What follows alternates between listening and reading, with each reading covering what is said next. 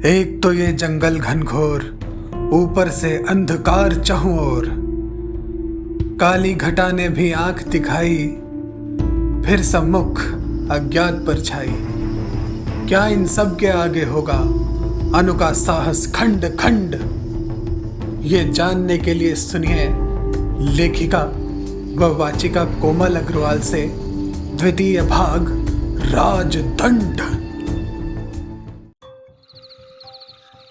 पहले तो अनु जरा विचलित हुई, फिर टॉर्च पकड़े संतोष को पहचान आश्वस्त हो गई। उसने कार की बत्ती जला दी। संतोष को किसी वर्दीधारी के साथ देख उसने कार का दरवाज़ा खोल दिया। सरकार देखिए किन्हें पकड़ लाया हूँ, अपने इंस्पेक्टर साहिब हैं। विपदा की इस बेला में यमदूत को देखकर भी अनु उतना प्रसन्न नहीं हुई होती जितना कि इस घड़ी में रणविजय को संतोष के साथ देखकर हुई। वोट का प्रसंग को अभी तक वह भूली नहीं थी। ये तो हरी कृपा ही हुई सरकार कि इंस्पेक्टर साहिब टेम पर आ गए, नहीं तो वो जंगली भालू हमें बिना नमक मिर्च लगाए ही कच्चा चबा जाने वाला था। अच्छा हम साइकिल पहुंचाकर अभी आए। संतोष रणविजय की जीप से साइकिल उतारकर चल दिया। खूब, आपके बागीचे से कोई रास्ता इस जंगल में भी निकलता है क्या? रणविजय हंसते हंसते कार का दरवाज़ा पूरा खोल खड़ा हो गया। अनु का जी चाहा कि उसे उस दिन की घटना के लिए खूब खरी खोटी सुनाए, पर इससे पहले एक तेज गर्जन के साथ मेघदस्यु अपने दल बल सहित धरा पर उतर पड़ी और वन्य जीवन पर अपनी धारदार शस्त्रों से प्रहार करने लगे। जल्दी आइए, रणविजय ने उसकी ओर अपना हाथ बढ़ाया। मैं नहीं जाऊंगी। अनु ने उसके निमंत्रण को बड़ी निष्ठुरता से फेर दिया। क्या कहा? रणविजय को उसके दुस्साहस पर आश्चर्य हुआ आया। वह कार के भीतर चला आया तो अनु स्वयं में सिमट गई। संतोष तब तक वर्षा के अमोघ अस्त्र से बचने के लिए अपनी सीट पर बैठ गया था और अपनी स्वामिनी की मूर्खता पर अपने बाल नोच रहा था। आप सीधी तरह चलेंगी या? रणविजय ने कठोर रुख अपनाया। मत भूलो इंस्पेक्टर कि तुम उप जिलाधिकारी से बात कर रहे हो। अनु आवेश में बोली, मैं इस वक्त ड्यूटी पर हूँ देवी जी, और नागरिकों की सुरक्षा ही मेरा प्रधान कर्तव्य है। दोनों के बीच बहस का सिलसिला चल पड़ा। सरकार चलिए ना, इंस्पेक्टर साहिब तो देवता आदमी हैं। संतोष बीच में कूद पड़ा। आउच! रणविजय ने चुटकी बजाई। संतोष तुरंत कार से बाहर हो गया और कोई चारा न देख जीप की तरफ बढ़ा। संतोष! अनु ने उसे जाता देखकर पुकारा, पर इंस्पेक्टर का संकेत पाकर संतोष तुरंत उसकी जीप में जा बैठा। संतोष तो आप कीजिए देवी जी कि मैं मिल गया, नहीं तो कल के अखबारों की हेडलाइन क्या होती जानती हैं? उप जिलाधिकारी बनी जंगली जानवरों का आहार। बंद करो ये बेसिर पैर की बात और दफा हो जाओ यहाँ से। अनु भुनभुनाई, अगर ये चीता यहाँ से दफा हो गया देवी जी तो कोई दूसरा चीता आपकी गाड़ी के बोनेट पर चढ़ाएगा तो इस विलायती कांच को ध्वस्त होने में 1 मिनट भी नहीं लगेगा। आपका ये सुंदर चेहरा रंग रोगन लगाने लायक भी नहीं बचेगा, इतना सा भी मांस नहीं बचेगा इस पर। और अगर हाथी आ गया तो मामला चौपट ही समझो, आपकी हड्डियों का तो सुरमा ही बन जाएगा। वह अनु को डराने में एड़ी चोटी का जोर लगाने लगा था। आपके जैसी सुंदरी को सामने पाकर भालू अपने सौभाग्य पर ही रीझ जाएगा। वाह क्या स्वादिष्ट होगा आपका गोश्त। वह चटखारे लेता हुआ बोला तो अनु की समुची देह जल उठी। जानवर उसके मुख से ऐसा अपमानजनक शब्द सुनकर रणविजय को विश्वास करने में कठिनाई हुई। लपक कर उसने अनु की कलाई दबोच ली। जानवर किसे कहा देवी जी? अनु ने उसका हाथ झटक दिया। रणविजय ने अब और कसकर कलाई पकड़ ली। इस बार अनु छुड़ा न सकी। उसका साहस व्यर्थ गया। दोनों एक दूसरे को आग्नेय नेत्रों से देख रहे थे। इस उपाधि का कारण चीता अपने असली रूप में आ गया। पीड़ा से अनु का मुख लाल पड़ गया। अश्रु की 2 बूंदें उसकी आंखों में उतर आई। एक गहरा मौन कार के भीतर व्याप्त हो गया। चीता ने हिरनी को दूर पटक दिया और अगले ही क्षण कार से बाहर हो गया। अपमान से आहत वह दरवाज़ा बंद कर जीप की तरफ तेज कदमों से बढ़ गया। अनु को तो मानो काटो खून नहीं, पहली बार उसे अपने निर्लज्ज व्यवहार पर खेद हुआ। वह अपने शब्द वापस लेने को अधीर हो उठी। इधर रणविजय जाने के लिए जीप स्टार्ट कर चुका था। अनु कोई चारा न देख अपने अहंकार को त्याग कार की बत्तियां बंद कर उसे लॉक कर बाहर आई और लुटी पिटी सी मूसलाधार बारिश में भीगती गिरती पड़ती जीप की तरफ बढ़ी। किसी तरह वह जीप में रणविजय की साइड वाली सीट पर जा बैठी। खूंखार चीता बिना उसकी ओर देखे जीप चलाने लगा।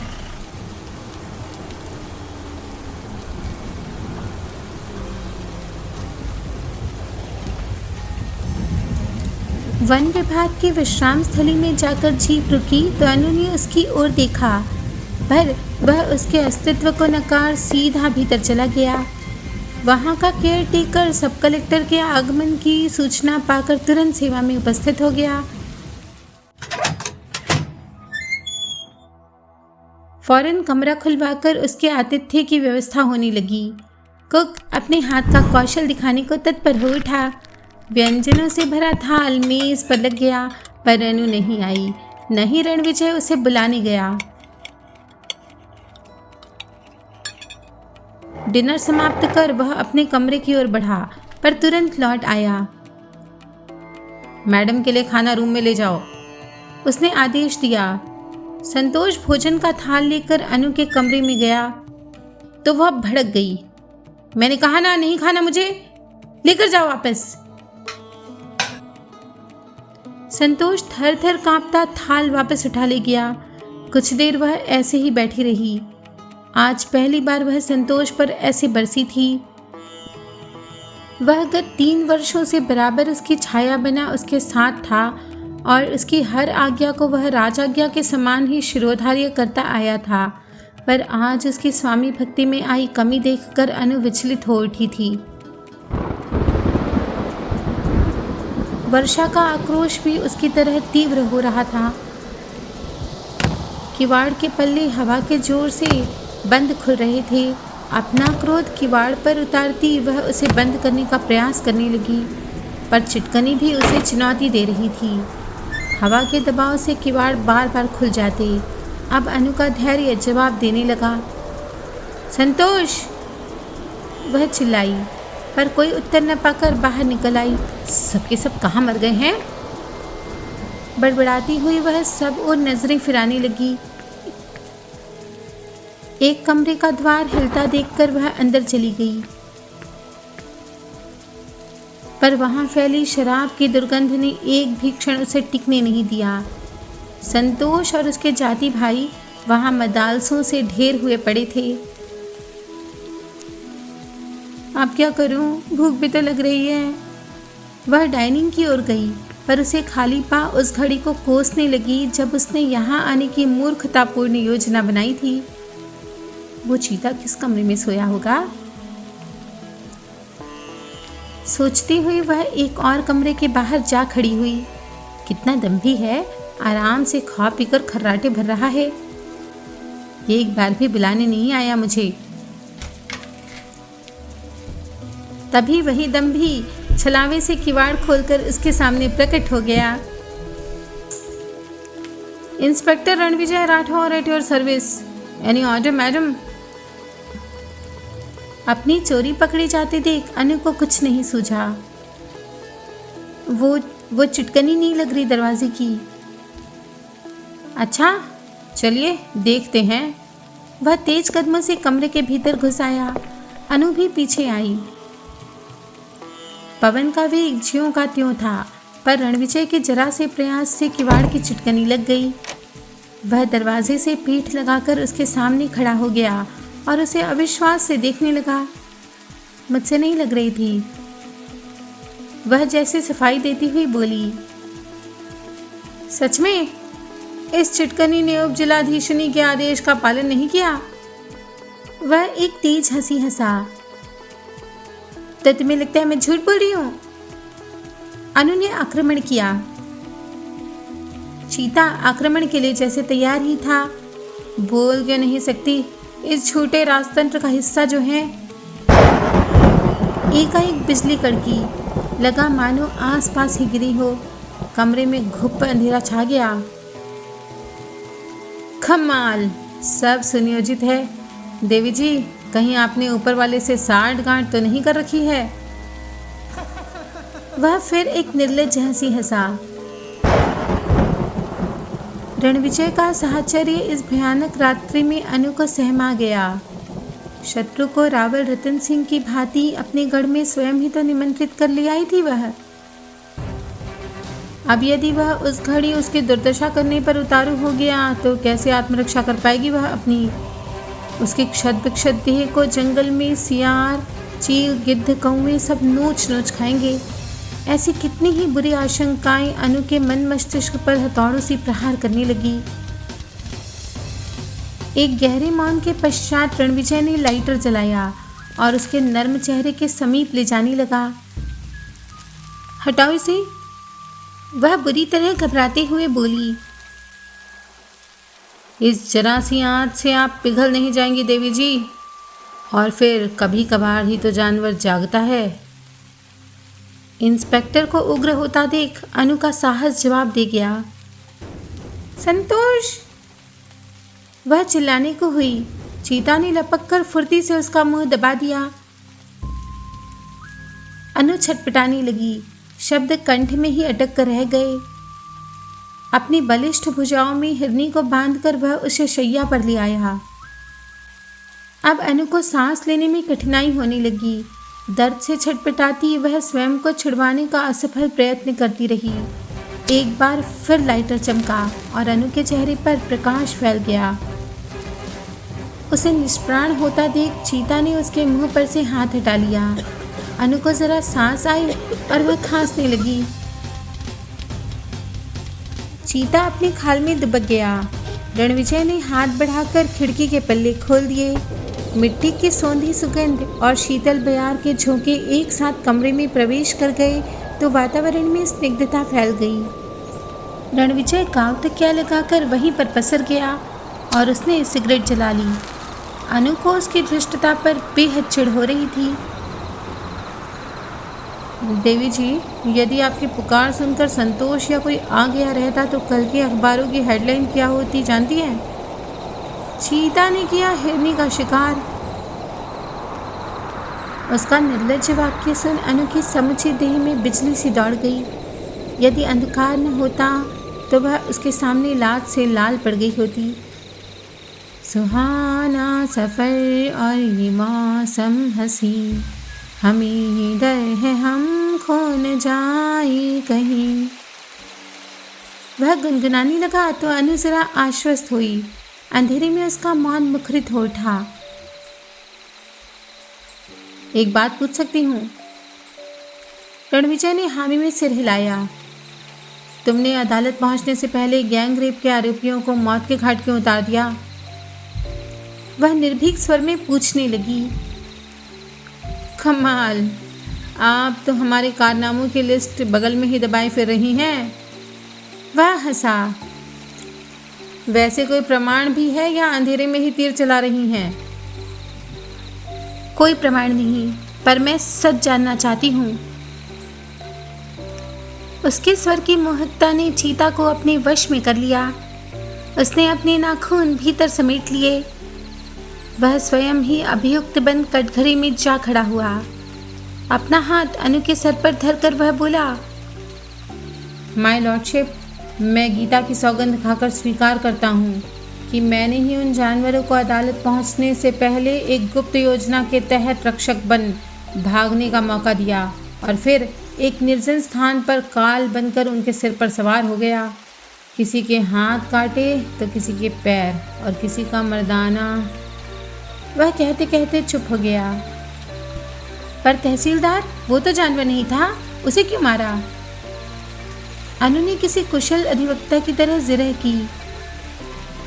केवल 2 पैरों पर खड़ा हो जाने से जानवर इंसान नहीं बन जाता। रणविजय क्रोध में बोला, तो तुम स्वीकार करते हो कि तुमने उसे मारा, पर क्यों? मनसुख की आत्मा की शांति के लिए। पर आप भला मनसुख को कैसे जानेंगी? कोई अफसर या नेता थोड़े ही था, मामूली किसान ही तो था। उस गरीब की धरती हड़प ली नपुंसक ने। वह जरा भी इस शब्द का प्रयोग अनु के सामने करने से नहीं हिचकिचाया। रिश्वत की पोटली बगल में दबा चौधरी के नाम चढ़ा दी। तो ये तो होता ही रहता है, इसके लिए इतना कठोर दंड दोगे? वो दंड नहीं, प्रतिशोध था। मनसुख और उसके घर वालों को जहर खाने पर मजबूर कर दिया गया। 5 के 5 जने एक ही रात में उस तहसीलदार के स्वार्थ की भेंट चढ़ गए। तब क्या कर लिया आपके इस राजतंत्र ने? वह घृणित भाव से बोला। इतनी घृणा क्यों करते हो राजतंत्र से? अनु उसके जीवन की कहानी सुनने को उत्सुक हो उठी। वह एक दुख भरी कहानी है, आप सुन नहीं सकेंगी। वह दीर्घ निश्वास लेता हुआ बोला। क्यों नहीं सुन सकूंगी? क्या तुम समझते हो मुझे कभी दुख छू नहीं गया? अनु ने उसे निरुत्तर कर दिया। वह किसी कथावाचक की तरह आलथी बालथी मारी उसके सामने बैठ गया। बात तब की है देवी जी, जब मैं 10 बरस का था। मेरी 2 बुआएं थीं। बड़ी बुआ कल्याणी आंगनबाड़ी में लगी थी। एक शाम घर नहीं लौटी। बाबूजी ने जमीन आसमान एक कर दिया, पर बुआ का कहीं पता न लगा। कई रोज बाद उनका क्षत विक्षत शव चौराहे पर मिला। बाबूजी बहुत डर गए। छोटी बुआ जया का घर से बाहर निकलना बंद कर दिया गया, पर एक रात अज्ञात गुंडों ने घर में घुसकर ही बुआ को उठा लिया। फिर क्या था, बाबूजी ने गांव छोड़ दिया। हम शहर चले आए। जब कुछ बड़ा हुआ तो एक दिन बाबूजी ने ही बताया कि गांव के प्रधान ने ही यह कांड किया था। तब से इंस्पेक्टर बनने का जुनून सवार हो गया मुझ पर, और अपनी पहली पोस्टिंग वहीं करवाकर प्रधान को झूठे केस में फंसा दिया। उसी के आदमियों से गन छीनकर सभी का एनकाउंटर किया था, गांव के उसी चौराहे पर। तो किसी ने गवाही नहीं दी तुम्हारे खिलाफ? अनु विस्मित सी बोल पड़ी। गवाही? पुष्पहार पहनाए गए थे देवी जी, पुष्पहार। वह एक गर्मोन्मत्त हंसी हंसा, पर उसमें दर्द की टीस थी। तो क्या न्याय प्रणाली का तुम्हारी नजरों में कोई अस्तित्व नहीं? अनु निर्भीक स्वर में बोली। यह अंधेर नगरी है देवी जी, यहाँ लालटेन लेकर चलेंगी तो खुद ही रास्ता भटक जाएंगी। चीता ने भी आवेश में प्रत्युत्तर दिया। नेत्र के बदले नेत्र और हाथ के बदले हाथ लेने का यदि प्रचलन हो जाए तो ये पूरी दुनिया ही अंधी अपाहिज हो जाएगी। अनु ने उसे उपदेश दिया। परिवर्तन की मशाल जलाकर बढ़ते अपराध को रोका भी तो जा सकता है। और कौन जलाएगा ये मशाल? मैं, और शायद तुम भी। यहाँ मशाल जलाने से ज्यादा चिता जलाने की जरूरत है। उसी की दहक से ठंडी होगी मेरे सीने की आग। तो फिर अनुसुईया के हत्यारे को खुला क्यों छोड़ रखा है अब तक? आपको लगता है मैं शहर से दूर इस बियाबान में हवाखोरी के लिए आया हूं? वह फिर टेढ़े मेढ़े जवाब देने लगा। तो क्या तुम उस हत्यारे के पीछे आई हो? अनु सिहर कर बोली। इसका उत्तर मैं आपको कल सुबह दूंगा माय लॉर्डशिप, वो भी अदालत के बाहर, बशर्ते आप मेरे साथ चलना चाहें। बिजली की कड़क हुई और कमरे में प्रकाश फैल गया। बत्ती जल उठी तो रणविजय और अनु ने एक दूसरे को गौर से देखा। बाघिन का उग्र सौंदर्य चीता को बिना पाश के ही बांध गया। कैसे रूप बदलती हैं आप। उस दिन शुक्ल पक्ष का चंद्रमा बन बैठी और आज जलते सूरज से दहक रही हैं। पुरुषोचित प्रशंसा के आवेग ने अनु को सिहरन महसूस करवाई। रणविजय उठ खड़ा हुआ। अरे आप कहाँ चली? वह अधीर हो बोली, जैसे विवाह की मधुर यामिनी के बीच उसका नया नवेला दूल्हा उसे छोड़ सुहाग सेज से ही उठ खड़ा हुआ हो। जानती हैं देवी जी, अगर मैं आज न गया तो कल के अखबारों की हेडलाइन क्या होगी? हिरनी ने किया चीता के आगे आत्मसमर्पण। अनु के मुख पर एक लाज भरी मुस्कान खिल गई। उसका मुख लाल पड़ता देख रणविजय उसके पास सरक आया तो अनु ने उसके दोनों हाथ थाम लिए, पर वह मौन रही। सोच लीजिए, आप इस जिले की रानी और मैं एक मामूली सिपाही। रणविजय ने उसकी आंखों में सीधे देखते हुए कहा। I don't care. अनु ने दृढ़ निश्चय कर उसकी आंखों में आंखें डाली। रणविजय का कसाव उसकी हथेलियों पर बढ़ गया। उसका रोम रोम तरंगित हो उठा। कहीं आपसे प्रेम करने का दंड न भोगना पड़े देवी जी। अनु ने उसके कंधे पर सिर टिका दिया। यदि तुम्हें दंड मिला तो उस दंड में मेरा भी आधा हिस्सा होगा। पंछियों के झुंड के झुंड जब उसके कमरे के झरोखे पर आ मधुर कलरव से उसे जगाने लगे तो वह चौंक कर उठ बैठी। कहाँ चला गया था उसका वह अजय प्रेमी जिसके समक्ष उसने रात स्वेच्छा से आत्मसमर्पण कर दिया था। पर वह जरा से भी विकार से भ्रष्ट नहीं हुआ। नवीन प्रेमिका का सिर गांव तकिए पर टिकाकर वह अर्धरात्रि में ही चला गया था। अनु का मन उसके प्रति असीम श्रद्धा से भर उठा। मौसमी हवा के साथ मिलकर प्रेम ने एक बार फिर अंगड़ाई ली। आंखें मलते हुए वह किवाड़ खोलने ही वाली थी कि एक बार फिर वही बिजली की गति को मात देता हुआ उसके सामने प्रकट हो गया। कहिए देवी जी, रात किसी जानवर ने परेशान तो नहीं किया? अनु ने उसे आश्चर्य से देखा। मनोमालिन्य का एक भी चिन्ह नहीं था उसके मुख पर। उसने सिर झुका लिया। आई एम सॉरी, मैं अपने कहे शब्द वापस लेती हूँ। तो मैं भी आपको विश्वास दिलाता हूँ कि आपकी प्रतिष्ठा पर कोई आंच नहीं आने दूंगा। तो अदालत चलने को तैयार है? नाश्ते की मेज पर दोनों का एक बार फिर आमना सामना हुआ तो रणविजय ने पूछा।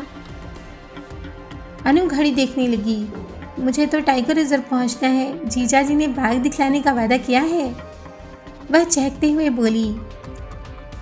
आपको उससे भी खतरनाक जानवर दिखाएंगे तो चलेंगी? रणविजय ने गहरी बात कही। उससे कौन सा खतरनाक जानवर है? अनु नासमझी से बोली। इंसान। वह एक तीखी हंसी हंसा। घने वृक्षों की सघन छतरी के बीच जहाँ सूर्य की किरणों के प्रवेश पर भी मनाही थी, ऐसे घोर अरण्य में ले आया था वह उसे। जीप से उतरकर वह बड़ी कठिनाई से उसके साथ चल दी। आपाद मस्तक अनंतता से उसे अपने में समेटे रणविजय सेना के कमांडर की तरह लंबी लंबी उगाई घास को रांधता, झाड़ियों को एक लकड़ी के डंगाल से हटाता, वन्य जीवों से बचाता लिए जा रहा था उसे। काफ़ी दूर चलने के बाद एक विचित्र खोह के आगे आकर वह ठिठक गया। शायद यही उसकी मंजिल थी। मार्ग भर वह किसी सन्यासी की भांति मौन रहा था। एक अजीब सी दुर्गंध अनु के नथुनों में प्रविष्ट हुई तो वह सिहर उठी। पेट्रोल की महक थी और शायद सड़ी गली देह की। हाँ, बिल्कुल वही थी। ऐसी ही तो दुर्गंध उसे पड़ोस से आ रही थी जब उनकी बहू की लाश कई दिनों की खोज के बाद स्टोर रूम से बरामद हुई थी। उसका अनुमान बिल्कुल सही बैठा था। मांस के लोथड़े जले हुए खोह में बिखरे पड़े थे और शरीर के अंगों का तो कहीं पता ही न था। ऐसा विभत्स दृश्य कभी अनु की नजरों से होकर नहीं गुजरा था। पत्तों पर सरसराते एक कीड़े के स्पर्श मात्र से उसका रोम रोम सिहर उठा। वह अनजान अनछीना जंगल उसे और भयभीत करने लगा। इस भयानक परिवेश से निकल भागने को वह व्याकुल हो उठी। पेट्रोल और मानव देह की दुर्गंध ने अनु को अपने पैरों पर खड़ा नहीं रहने दिया। वह चकराकर वहीं गिर पड़ी। अनु की चेतना लौटी तो किसी की मांसल भुजाओं का कसाव उसे सेहरा गया। वह मारे भय के रणविजय से ऐसे लिपटी हुई थी मानो वह कोई चंदन का वृक्ष हो और वह स्वयं कोई विष धारिणी। उसकी पावन देह से लग अनु के हृदय का गरल घट अमृत कलश में परिणत हो गया। रणविजय उसे उस भयावह परिवेश से निकाल जैसे एक स्वप्न लोक में ही ले आया था। कहीं वज्रसम चट्टानों से टकराती तो कहीं गहरी घाटियों में नीलांबरा बन नर्मदा इठलाती बल खाती बही जा रही थी। अनु ने स्रोतस्विनी की शीतल जलधारा में हाथ पैर धोए। मुंह पर जल की छींटे मार मार उस दुर्गंध को अपनी देह से अलग करती रही। रणविजय किसी सन्यासी सा एक शिला पर ध्यान की मुद्रा में बैठ गया था। उसने आंखें खोली और एक दीर्घ निश्वास लेकर कहना आरंभ किया, मैं आपके सामने यह बयान देता हूँ कि मैंने ही अनुसुईया के हत्यारे को एक भयानक मौत दी है। मैं उसे आसान मौत देना भी नहीं चाहता था। जिस्म के हर हिस्से पर पेट्रोल छिड़ककर उसे जलाया, खासकर उसे जिससे वह मर्द बना फिरता था। अनु जैसी वीरांगना के भी साहस ने जवाब दे दिया। इस वक्त सचमुच रणविजय उसे किसी हैवान सा ही दिख रहा था। चेहरे पर कठोरता खिंच आई थी, अंगार सी जलती आंखें, हथेलियों पर उगे बड़े बड़े नाखून, जैसे पंजे में दबोच नोच नोच कर खा जाएगा। भय से उसने आंखें मूंद ली और दूर छिटक गई। कहीं फिर से बेहोश होने का इरादा तो नहीं है ना देवी जी? वह जैसे रूप बदलकर वही हंसता मुस्कुराता रणविजय बन गया जिसने उसे अपनी रसीली प्रेम भरी बातों से रात्रि में खूब रिझाया था। चीते ने हिरनी की आंखों में झांका तो वह शर्माई। अगर बाघ भी आपकी आंखों में देख लेना तो शिकार करना भूल जाए। वह धीरे से उसके कान के पास मुंह ले जाकर फुसफुसाया, अभी मैं आपको एक चमत्कार दिखाने वाला हूँ। उसे देख न घबराइएगा न चिल्लाइएगा, बस शांत रहिएगा, एकदम चुप, सांस भी मत लीजिएगा। अनु की आंखें हैरत से बड़ी हो गई।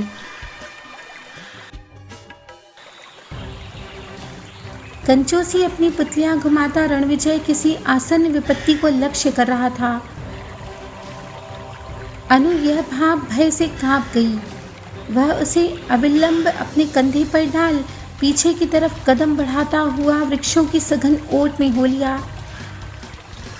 अब देखिए चीते का चमत्कार, वह बोला तो अनु ने वहीं से झांक कर देखा।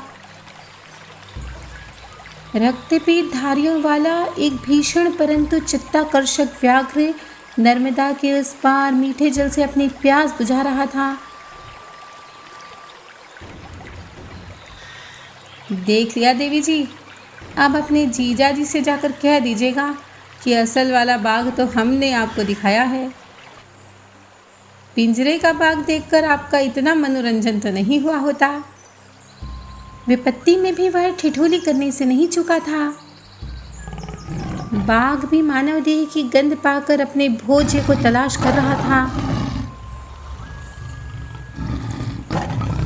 उसके क्रूर नेत्र देख प्रेमांकुरण की प्रसन्नता एकाएक आसन्न मृत्यु के भय से प्रतिस्थापित हो गई।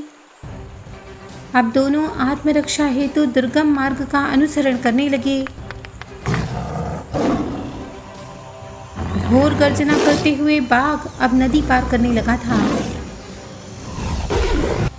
अपनी संपूर्ण शक्ति लगाकर भी वे केवल अर्ध मार्ग ही तय कर पाए थे कि तभी बाघ की घोर गर्जना उनके कानों को दहला गई।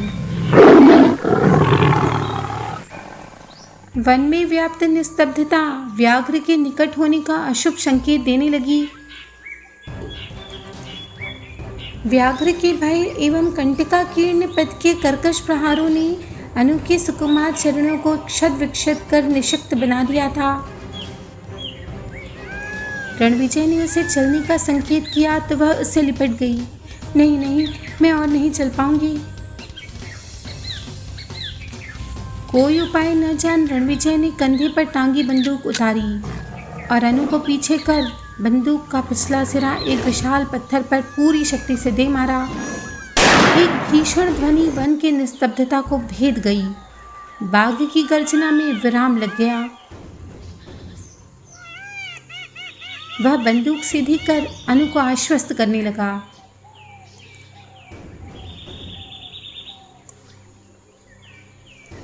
उसके मोहक बोझ को पीठ पर लादे वह द्रुत गति से कदम बढ़ाए चलता चला गया। कुछ ही देर में वह जीप के पास पहुंच गए थे। अनु को जीप में बिठाकर वह एक बार फिर हंसा। चीते के रहते बाघ आपको उठाकर नहीं ले जा सकता देवी जी। उसकी बात सुनकर अनु के होठों पर एक सलज मुस्कान बिखर गई।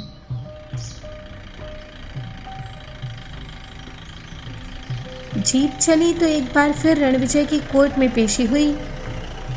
पुलिस वालों के पास तो हथकड़ी भी है और अधिकार भी। चाहते तो उसे फांसी दिलवा सकते थे, फिर वो क्यों नहीं किया? इतना मूर्ख नहीं हूँ देवी जी जो उस पशु को बेड़ियां लगाकर सरकारी अभयारण्य में पहुंचा देता, जहां चांदी के 4 सिक्के ही पर्याप्त होते हैं पिंजरों में महलों सी सारी सुविधाएं उपलब्ध करवाने के लिए। भोजन से लेकर भोग तक सब यूं चुटकियों में मिल जाता है। सरकार ने कैदियों के सुधार कार्य की आड़ में उन्हें और अपराध करने की छूट दे दी है। मेरा बस चले तो ना कोई FIR दर्ज हो, न कोर्ट कचहरी और न ये जेल। दरिंदों को सीधे मृत्युदंड। वह उत्तेजित स्वर में बोलता जा रहा था। तो वह तो न्यायपालिका की सीमा में रहकर भी किया जा सकता है। यदि प्रमाण मृत्युदंड की तरफ इशारा करते हैं तो फिर विधान के हाथ भी नहीं कांपते। फिर न्याय प्रणाली का ये दमन क्यों? अनु ने अपना पक्ष रखा। लेकिन जब परमाणु का ही गला घोट दिया जाए तो वह भरी अदालत में कैसे चीख सकते हैं? एक दीर्घ निश्वास लेकर रणविजय बोला था।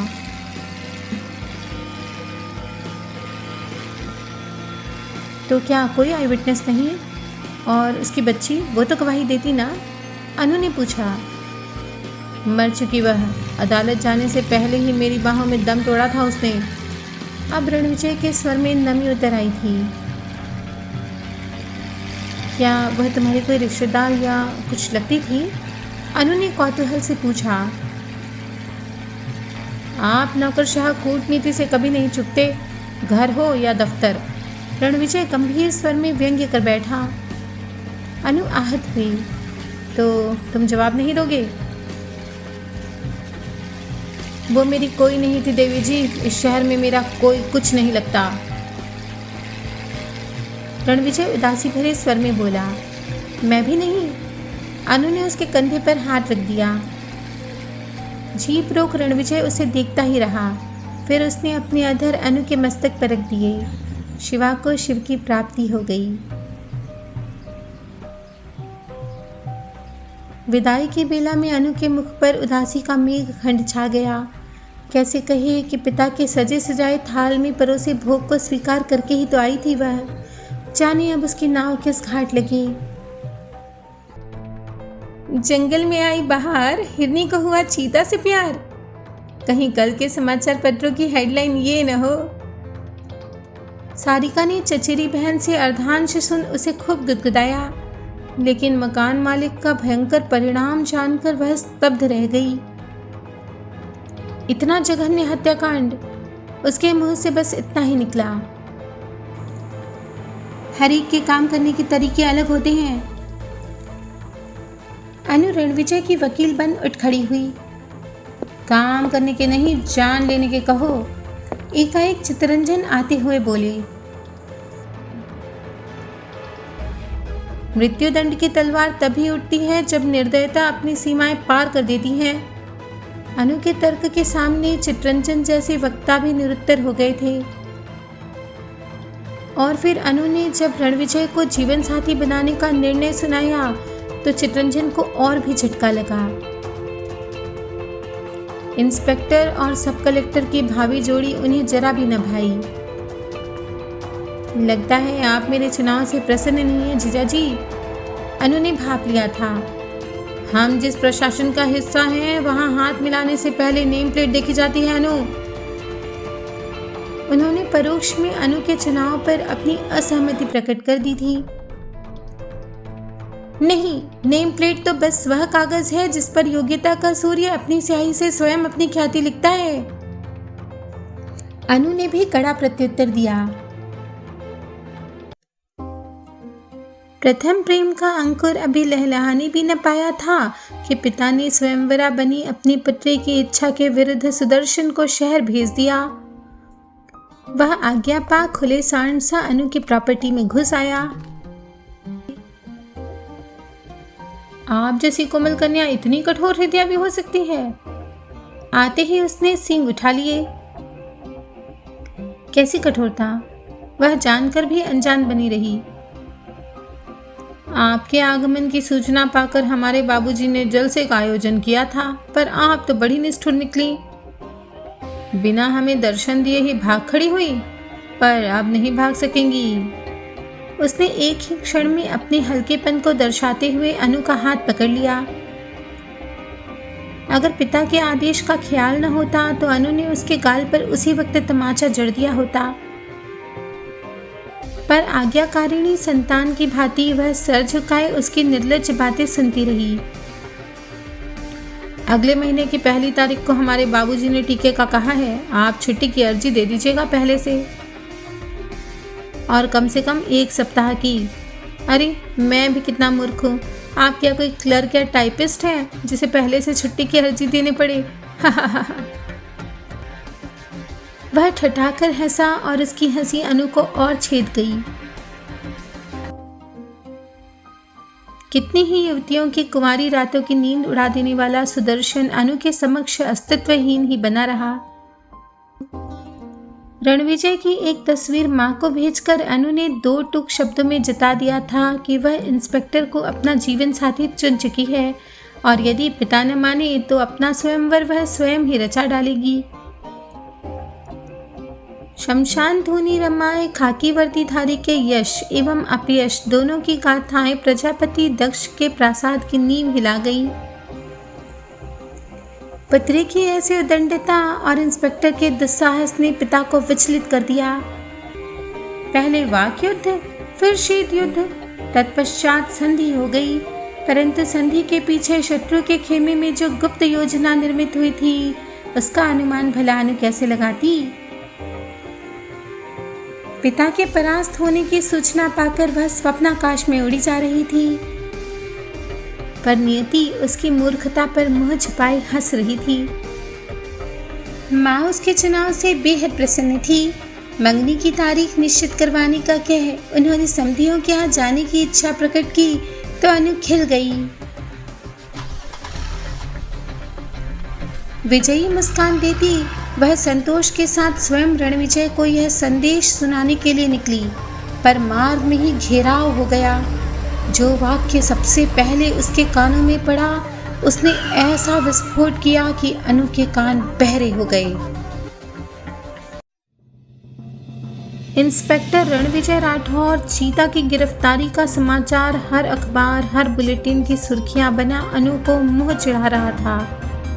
मकान मालिक को जिंदा जला देने के अपराध स्वरूप उसे क्राइम ब्रांच ने अरेस्ट कर लिया था और अब वह निलंबित किया जा चुका था। जनता में जितना हर्ष मकान मालिक को दंड दिए जाने पर था, उतना ही आक्रोश उनके प्रिय चीता को रांस दंड दिए जाने पर उमड़ पड़ा था।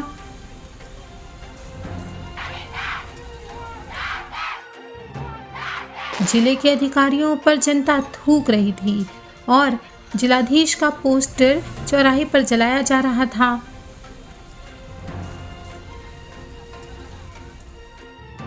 उपजिलाधीश की पदवी पर आसीन अनु पर भी छीटाकशी हो रही थी। दोनों की आपसी झड़प का सहारा ले समाचार पत्रों ने अनु को ही रणविजय की गिरफ्तारी का सूत्रधार सिद्ध कर दिया था। पुलिस थाने और जिला मुख्यालय के सामने लोग धरना देकर इंस्पेक्टर को मुक्त करने की मांग कर रहे थे। कहीं से भी कोई सुराग नहीं मिल रहा था कि आखिर इंस्पेक्टर को क्राइम ब्रांच के अधिकारी किस कंदरा में ले जाकर पूछताछ कर रहे हैं। अनु ने एड़ी चोटी का जोर लगा दिया।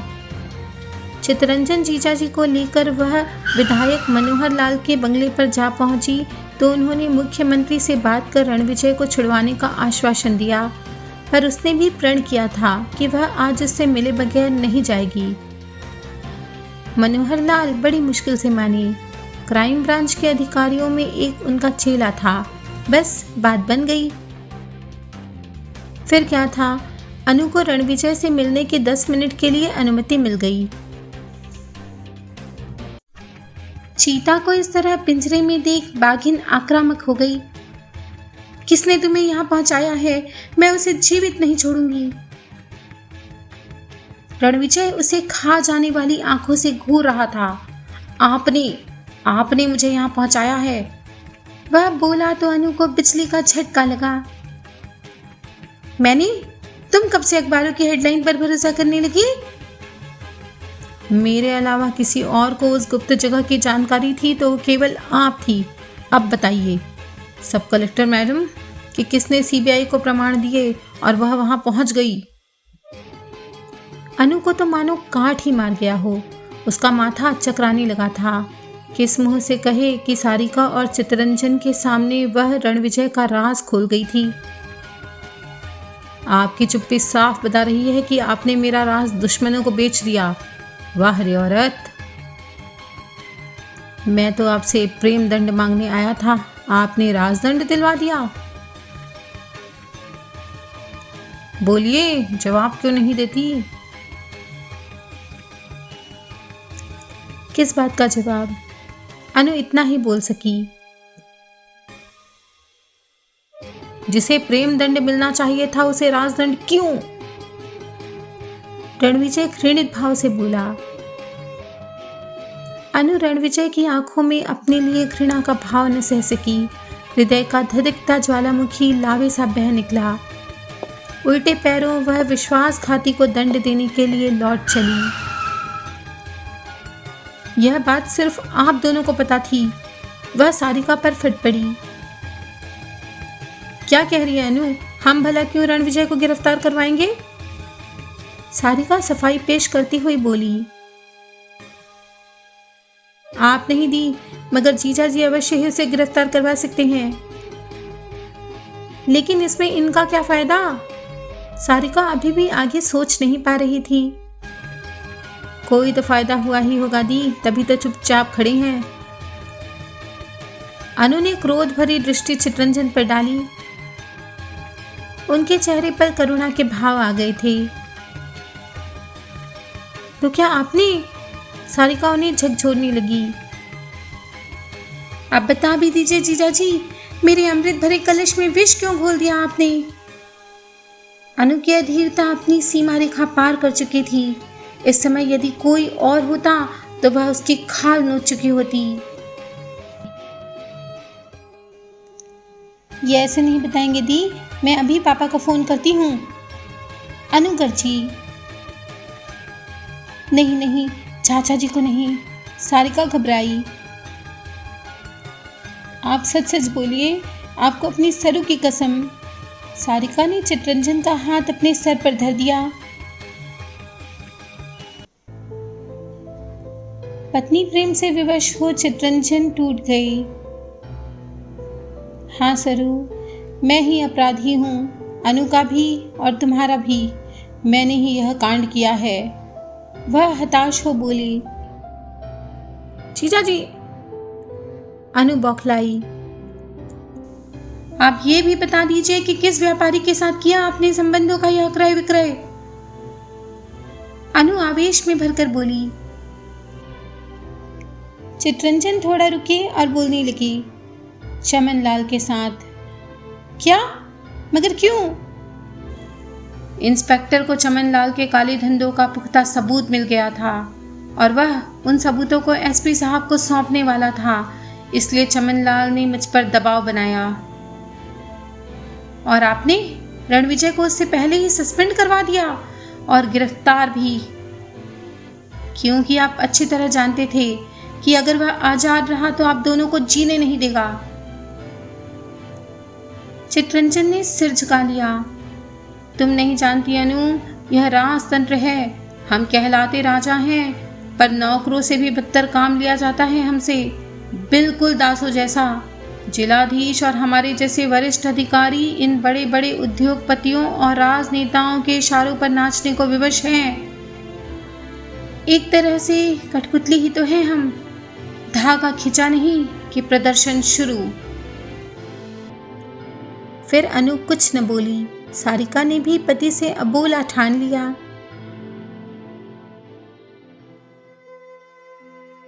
इंस्पेक्टर की गिरफ्तारी और निलंबन ने पिता की मनचाही मनोकामना पूरी कर दी। पुत्री पर वह पुनः सुदर्शन से विवाह करने का दबाव बनाने लगे, पर अनु तो किसी और फिक्र में लगी थी, किसी भी तरह रणविजय को स्वतंत्र करवाने की फिक्र। मगर उसके प्रारब्ध में कुछ और ही लिखा था। मनोहर लाल के प्रयत्नों से रणविजय स्वतंत्र हो गया। फॉरेंसिक रिपोर्ट बदलवाकर उसने अपने विरुद्ध खड़े सभी प्रमाणों को निराधार सिद्ध कर दिया। कई महीनों के इस संघर्ष और तनाव ने अनु को शिथिल बना दिया था। अपनी कायरता पर वह स्वयं को खूब कोसती, पर रणविजय का सामना करने का साहस उसमें नहीं था। वह लौट कर आया तो शहर में दिवाली मनाई गई, पर अनु का निवास जन शून्य अंधकारमय ही रहा। उसे राजदंड दिलवाकर तुमने कोई सुकीर्ति नहीं बटोरी है अनु। जनता उसकी भक्त है, भक्त। मनोहर लाल जी ने भी उसे कटघरे में खड़ा कर दिया था। चितरंजन का भेद खोलने का अर्थ था उनकी अप्सरी को दांव पर लगाना और सीधे सीधे सारिका की बसी बसाई गृहस्थी उजाड़ देना, जो अनु को स्वीकार्य नहीं था। रणविजय के विरह ने उसे आत्म केंद्रित बना दिया था। शिलासी वह किसी और के अपराध का दंड भोग रही थी, पर इतना पर्याप्त नहीं था। महीनों के कारावास ने इंस्पेक्टर के हृदय को दग्ध कर उसे और खूंखार बना दिया था और अब वह शत्रुओं से चुन चुन कर प्रतिशोध ले रहा था। चमनलाल के सभी व्यावसायिक केंद्रों पर छापा पड़ चुका था और अब वह आयकर अधिकारियों की चपेट में आ चुका था। इतने पर भी इंस्पेक्टर रुका नहीं था। अब उसका अगला शिकार शायद जिले के मुख्यालय में ही बैठा था। जिलाधीश उसके आक्रमण से पूर्व ही अपनी बदली करवा निकल भागे थे। रह गई थी अनु और निर्मल। विभाग में सभी जानते थे कि निर्मल केवल नाम का ही निर्मल है। उसके काले कारनामों की सूची लिए जब चीता काजल की कोठरी में दहाड़ता हुआ प्रविष्ट हुआ तो सब के सब छिपने का मार्ग खोजने लगे, पर एक को भी नहीं छोड़ा था इंस्पेक्टर ने। राजस्व अधिकारी निर्मल के विरुद्ध पक्के सबूत लेकर आया था वह, और वह सबूत भी जिसमें उप जिलाधीश के भी हस्ताक्षर थे। मीडिया के सामने उसने जिला मुख्यालय में हुए घोटाले का पर्दाफाश किया तो अनु देखती ही रह गई। आपको गिरफ्तार किया जाता है सब कलेक्टर मैडम, कहते हुए उसका वही अजय प्रेमी राजदंड के आभूषण पहनाने उसके समक्ष आ खड़ा हुआ तो अनु सन्न रह गई। जिन्हें पाना था एक दूसरे का प्रेम भरा साथ, आज एक दूसरे को दंडित करने में व्यस्त हैं उन्हीं के हाथ। सच है, नियति जब जब अपना चक्र चलाती है तब तब सीधी राह भी वक्र हो जाती है। जहां जलने थे प्रेम के दीपक, भड़की वहां युद्ध की आग। अब क्या होगा, कैसे होगा, जानने के लिए सुनिए राजदंड अंतिम भाग। लाइक, शेयर, कमेंट और चैनल सब्सक्राइब करके बने रहिए कनेक्टिंग ड्रीम्स के साथ, जो दे सपनों को पंख।